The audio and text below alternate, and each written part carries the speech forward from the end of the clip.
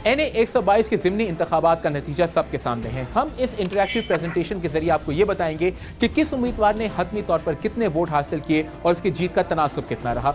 ये तो सबके इल्म है कि इस हल्के से पहली पोजीशन रही पाकिस्तान मुस्लिम लीग नून के सरदार अयाज सादिक के पास, दूसरे नंबर पर रहे पाकिस्तान तहरीक इंसाफ के अलीम खान, जबकि तीसरी पोजीशन आई पाकिस्तान पीपल्स पार्टी के बैरिस्टर मियां आमिर हसन के हिस्से में। इन तीनों उम्मीदवारों ने वोट कितने हासिल किए वो भी आपको बताते चलें। सरदार अयाज सादिक के हिस्से में आए 74,525 वोट, अलीम खान 72,082 वोट लेने में कामयाब हुए, जबकि बैरिस्टर मियां आमिर हसन सिर्फ 819 वोट हासिल कर सके।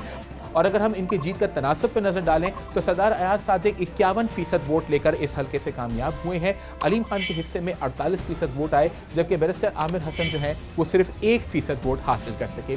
तो ये तो तस्करा था 2015 के ज़िमनी इंतखाबात का। 2013 के आम इंतखाबात में इस हल्के पर क्या सूरत हाल रही थी वो आपको बताते हैं। पहली पोजीशन सरदार अयाज सादिक के पास ही आई थी, लेकिन उनके वोटों की तादाद 93,389 थी। इमरान खान दूसरे नंबर पर रहे थे 84,517 वोट के साथ, और तीसरी पोजीशन 2013 में भी बैरिस्टर मियां आमिर हसन के पास थी और उस वक्त उनके वोटों की तादाद थी 2,833।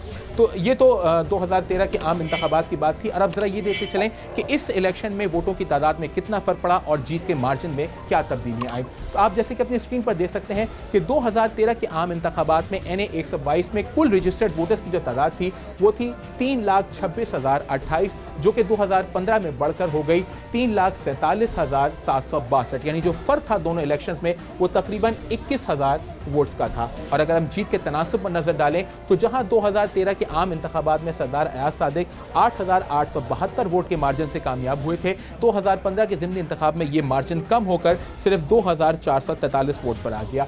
अगरचे पाकिस्तान मुस्लिम लीग नवाज इस हल्के से इलेक्शन जीतने में कामयाब हो गई है, लेकिन इलेक्शन के नताइज बताते हैं कि अवाम का झुकाव पाकिस्तान तहरीक इंसाफ की जानिब बढ़ रहा है।